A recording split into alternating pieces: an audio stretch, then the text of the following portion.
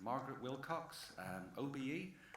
It's fantastic that we've got really good and developing links with our fellow networks in England and other parts of the UK.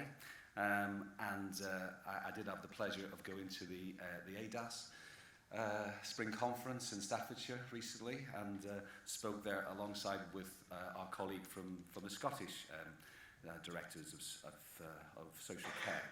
And Margaret has kindly returned the favour by agreeing to speak in Wales. Margaret's going to speak on implementing the Care Act and the challenges and opportunities, so we can have some really useful compare and contrast with our colleagues in England. So welcome, Margaret. Thank you. Well, how do you follow that, really? It takes me back to an experience I had when I was Director of Mental Health. We had an unfortunate situation. I wasn't going to say this, but this has just inspired me to tell you this. We had a very unfortunate situation where we had a patient kill another patient, and so obviously there was a lot of television interest. And I'd never done any television work before. That was about 12, 14 years ago. And my husband rang me up and said, "I've got something to tell you. Your mother's back from the dead because I've just seen her on the telly." And it was that moment when I thought, I'm not young anymore. And that's how I just felt. I just thought, oh, I'm definitely turning into an old bag. But never mind.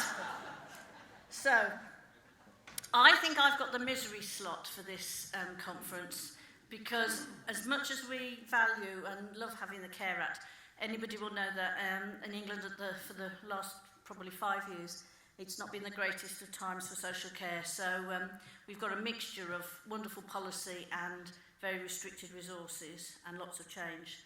So I'll take you through this. Is it going to work? Yes. Okay, so similarly, we're very privileged to be here, and we appreciate the invitation. I'm not going to read the slides, because I think there's nothing more infuriating than going to a conference that you've paid a lot of money for and given up a lot of time, and somebody just reads you line after line, because most of us can find a way of doing that ourselves. But this slide is just really to set the scene about the fact that as ADASS, we've been very fortunate in that we've been able to work with national government and the local government association in developing both the policy and the guidance that has come out subsequently. And that's a tremendous opportunity. The slightly downside is, whilst we've got a gift of a piece of legislation that leads us from prevention through to good care in a co-productive way at the end of somebody's life, we've got to accept the fact that the financial situation is not what it was when we started to write this document. And therefore things have changed subsequently. One of the things that most people in the public, we find, can't explain is what is social care, because there's a fundamental belief that a lot of people don't understand what it is. But actually about a fifth of us at some point, either because of the job that we do or the circumstances we find ourselves in, will be part of social care, which is quite a startling figure when most of us refer to a social care population of somewhere in the region of 5 to 15%. It's actually much more like 20%. And the workforce, are we going to work? Oh, I've left you behind. Sorry, I need to look down to make sure that you can see the same slide as I do. Clearly it doesn't work round corners.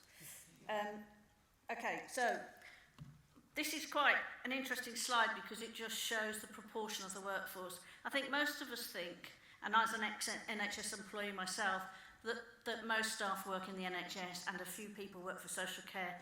But actually, if you take the social care environment at its largest, including the third sector, then there are more paid staff in social care than there are in the NHS. And of course, there's this enormous army of unpaid workers. In ADASS, we calculate that we probably need, in the next few years, another 1 million staff working to support people in a social care environment, most of those being in the third sector, and very few of them being in the statutory sector. But it's such a significant number of people. And I think one of the things, when we come on in a minute to some figures about sustainability, is the fact of where are we going to get this workforce from? Because we're all fishing in the same pool, to use that term. many of us are looking for staff who we all want. The NHS want them, education want them, we want them. So it's a good opportunity, but it's still quite a demand. Okay, so we've got 4 elements in ADASS's vision, and that takes us from that prevention end of the agenda, actually trying to anticipate what can we do now that will make people's lives better in the longer term and within the resources we've got, all the way through to looking after people, creating independence and not relying on interdependencies, getting people back after a period of illness or crisis, and how do we do that journey without losing track of the fact that people need to feel that sense of well-being as well as a sense of purpose. So we're there, as indeed you are, to fulfil the needs that people have that can't be met somewhere else. But also there's something more than that about being part of an overall package that supports people in their community. The Care Act is well documented, and I don't intend to take you through all the main features of it, but it came into force it was obviously a piece of 2014 legislation implemented in April 2015, and long awaited and much promised. And indeed, when the final papers came, they did incorporate all the things we were hoping for. I don't think the bit that we had anticipated was in the period of the development of it, then the social services funding in England had gone down by 31% in 5 years. So that's doesn't take really clever maths to say that's almost a third. And we're facing something similar for the next 4 years. For most of us, it's the biggest piece of legislation in our lives. Definitely will be mine. Others might see something more interesting to come, but we don't know what that will be. And again, it outlines a whole set of new duties, which are responsibilities. So the issue of neglect features for the first time. The anticipation of the needs of the deprivation of liberty, outcomes from the East Cheshire judgment is there. The whole idea that carers have the same level of access to services and support as the service user does, regardless of where they live, is there. So it's a very different responsibilities, and some people refer to it as burdens for local authorities and indeed the wider NHS. So we're not on our own. It's one of the few pieces of legislation I think we've had that shows that huge numbers of organisations and people can work together to get out of it what they hope they would want. And no doubt each of these organisations would say they got some of the things they were hoping for and maybe didn't get all of it. I think the deferment of the second part of the Act, the part that looks at how you rate your income and your housing and everything else against the responsibilities for payment for care, obviously has been put off till 2020. That's a massive disappointment for both individuals and some of the organisations that were involved in the development. But it's something that was inevitable in the situation that we found ourselves in, because there wasn't sufficient work about what was this really going to cost the country and how was it going to be observed. I think one of the problems from a director's point of view is that we were all kind of raring to go and beginning to start to design systems that would give us the information in order to make these decisions. Then we got the deferment, and most of us have thought, oh, that gives us a couple more years. But actually it doesn't change the fact you've got to plan for it. The problem we're left with is we've got to plan for it without knowing what the detail is now, whereas we thought we were going to get the detail before. But we've been there before, and we'll get there again. I think the calculations of how we assess people at a national level, now that we've got national criteria, is really important to get right before 2020, so that we don't get the postcode lottery. More people than me than been before have all expressed concern about what the gap is. So there are a whole number of issues about sustainability. So the first one being sustainable funding. There's no doubt, and everybody understands, that if we don't know what we can plan for, we don't know how to plan it, and therefore it's ever likely not to be delivered. So there have been a number of pleas to at least give us an indication of what's likely to happen.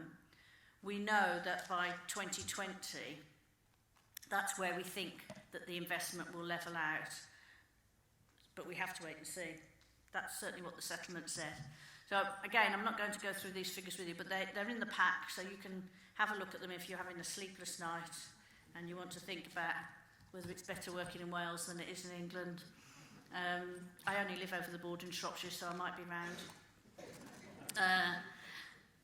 But we're in the realms of between £1 and £2 million adrift for the next foreseeable few years. And various people have done the calculations, and again, I won't be tiresome about them because they're...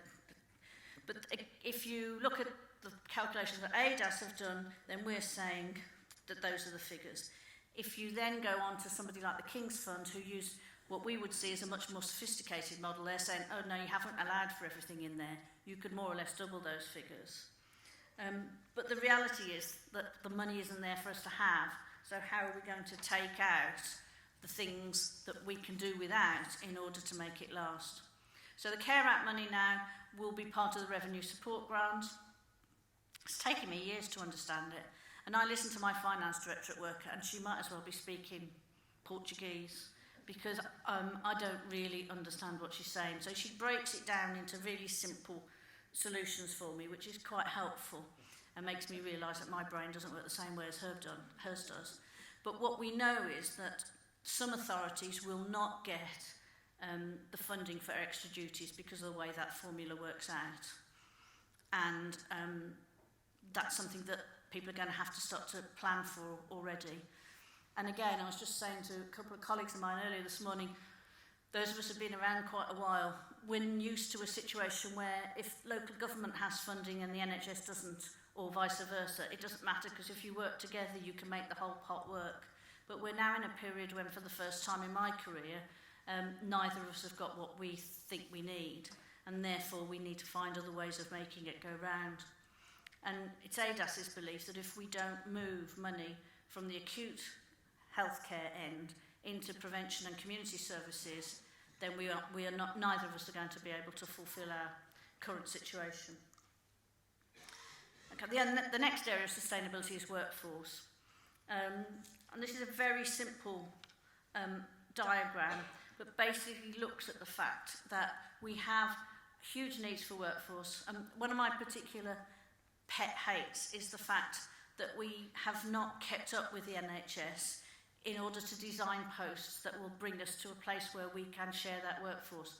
So I'm particularly exercised at the moment and becoming a bit of a reputational pain, I think, for saying, how did we not stay with the NHS whilst they designed the associate nurse role and the apprentice nurse role and various other new technical roles that they're looking at, and we're still trying to work out what to do with the domiciliary care workforce, because they've lost any ambition of career. They don't have a structure, and therefore when we get to the point of the new roles, I know which one I'd choose if I was an 18-year-old starting out or a 45-year-old person looking for a second career, because the obvious solutions are much better described in the NHS. And I have a particular bugbear that, in a way, we've brought some of those organisations to that position, because for a long time we have not openly said that the third sector is an unqualified workforce, but we haven't promoted them and we haven't supported them in the way that we've now come to depend on them. So I think we have to take some ownership in social care for saying we need to help restore that market and give some pride back into those roles, because as we all know, it's actually easier and more rewarding to go and work in a supermarket than at the moment it is to work in domiciliary care. So you can serve beans to people and get better pay than you can to look after somebody who's in a very critical point of their life. And what does that say about us? So, from sustainable workforces, we have to go to sustainable markets. And again, this is something about sharing the honesty about what is it we're paying for. So we're trying to push, wrote an article recently about open book marketing, so that we actually be truthful with each other, from the people that we buy in as providers and us as commissioners, to say what it is we're prepared to pay for, what we value in that payment, and how we expect somebody to come back, accepting the fact that we're in a profitable world, people need to make a living, but how can we do that in an open way so the public can see what the money is called to pay for? And national living wage being the first one of those in terms of a big term. So again, my personal view is, I probably can't speak for ADASS on that, but if you look at all the build-up to the national living wage, it was nearly always about retailing and hotellery. And actually, the biggest national living wage workforce is in care. And I'm not convinced that we thought about that when we did the calculations. So we'll need to see whether we've got enough money to pay for all of that. And if not, we'll need to think about how we redirect other resources. Okay, so two other areas of sustainability, one being quality. So in all of this, and for all the reasons that we do the job that we do, and we'll listen to more from Margaret in a minute, if we don't keep the quality to a particular level, then it doesn't matter whether we've got the workforce or the budgets, because we won't have the services to buy. So we need to work together with our CQC colleagues and your equivalent in Wales, and indeed our providers, to see what is it that we really want. And I know that one of the sessions this morning is about service users checking the quality of services. So we certainly in my part of the world in Gloucestershire, we have a thing called quality checkers, which is very similar, and we're very proud of it. Okay, and the last bit of sustainability is about people, places and communities. So if we don't have the infrastructure around the services, then the services can't work. And that's about all of us. And on a personal level, in Gloucestershire, we've developed what we call the Gloucestershire Pound. So we're trying to work in our strategic transformation plans on the idea that it doesn't matter who puts the money into the pot. A pound is a pound, whether it's come from the health service, housing, the local authority or anywhere else. And once you've spent it, it's gone. So let us work together, particularly with our GP colleagues, to spend it once and wisely, rather than once and foolishly, and so that we can make that investment and it will come round again. Okay, so one of the joys of the Care Act is that we do stock takes regularly. We've just done just doing the 6th one. So these are the results from last year's, and again, I'm not going to be tiresome about it, because you can read it if you want to have a look at it. And it's interesting because it's changed quite a lot from the early stock takes. So the early stock takes, on the whole, were full of ambition and optimism, and the feeling that it was all going to be fine because we understood what we were being faced with and we had plans for it. And most of the councils in England have maintained that in things like developing the national living wage, implementing deferred payments, the sorts of things that the Act has brought us. But there are some bits where I think it hasn't been how we thought it would be. One of them being about the budget. So this slide just shows that the confidence level from directors about can we make it work has dropped significantly. And that's an interesting one because on the basis that future behaviour is precedented by past behaviour, we have as a whole across the country made the savings that we needed to, and we've been very successful in doing that. And so I think the drop in this is quite unexpected, but reflects the fact that perhaps most of us feel that we've made all the obvious and even some of the less obvious savings in terms of efficiency and compromising situations. But the thing that we're most concerned about now is where do we go next without actually cutting services to people? And the key findings were, as in front of you. I think one of the things that startles us most, though, is that despite the fact that about 400,000 people fewer, there were 4,000 people less in their services last year than there were the year before. So 400,000 people didn't get something that the year before they would have got. 91% of those people said they were satisfied with what they got. And that's quite a strange situation to be in. And we've been trying to analyse some of that. And we think that a number of those bits of good work have come out of the fact that whilst the money has been a problem, it has focused us on the pure personalisation way, the way we work. So actually trying to get to grips with what is it that people would like to make their lives better, and is there a way that we can do it that uses all of the services around us, as well as just the social care prescription ones, the ones that we're used to buying in terms of home care or personal assistance. And some of the innovation that's come out of that has obviously reflected in the fact that some people have got, and I can think of some service users in my own patch who've had things that seem very simple, but actually have completely changed the way they live. Most importantly being employment. So in Gloucestershire, we've moved employment of disabled people from 5% of our disabled population to 13% over a 4-year period of time. And the satisfaction bit for that for me are the stories that come back about people who just love having something to do, and even more so having some money at the end of it that they can do some even better things with. And I was reflecting yesterday to a friend that the story that stands out in my mind about this are 4 young men with learning disabilities who 4 years ago had never had a job. They were in their 40s, 2 of them were mute, and 2 of them were quite overexcitable.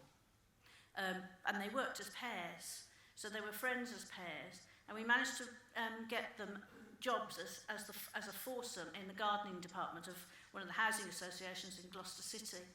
And it was a temporary appointment at first because they were really concerned about whether this would work or not. And the guys loved the work and worked as pairs and were just the most reliable, very rarely off sick, always on time, always in their uniform, loved doing the things that they did, mostly horticulture. And then the winter came and the snow came, and those 4 gentlemen walked to work starting out at 4 o'clock in the morning because they knew they had to be there for 8:30, and the other people in the team didn't turn up. And it was just that moment, that light bulb moment, when the Housing Association realised how important it was to employ people who were that loyal and that motivated to work and that proud of having that job, because they'd spent 40 years waiting for it to happen. And now 4 years on, they're still there. They're now on permanent contracts, and they won Employees of the Year award 2 years ago. And you just kind of, I don't know, it just makes you feel good. That's what we all get up for work for. Okay, the big group that's really noticeable for us in England are the number of carers that have come forward as part of the Act. So significantly greater numbers of carers assessments and substantially larger amounts of money being spent on carers. And there's some variety across the country of that, but generally all councils are expecting to see something that changes the lives of those people that support the people at home. And again, quite disappointing to see the carers review recently that said that they feel let down by the Act and they didn't get as much as they wanted to. So we've got some work to do in the next 12 months to look at that, which we will do. And as you might expect with the deprivation and liberty situation, our safeguarding referrals go up all the time. DOLs in England are about tenfold from where they were before the judgment, and safeguarding referrals as a whole have gone up by 100% in the last 6 months. So, views about confidence going down, concerns about how we're going to get there, whether the eligibility criteria is being consistently applied, all of those things will be tested by the stocktake. And again, in terms of the future projections for carers, we think that the increase will be hugely substantial. I think our carers know what they expect, and as a group, I think have been one of the greatest features of the Care Act. Certainly, in my own patch, we've given our carers contract out to a carers association, and the satisfaction levels amongst the carers has gone up significantly in that. But what I could say to finish off is simply that many parts of the Act in England have been delivered with a great deal of enthusiasm and huge amounts of hope. But until we can sort out the resources and have a consistent approach to how we're going to fund things together with our colleagues in health and move that money away from the acute end to the general everyday living end, I think we've still got some work to do. Thank you very much.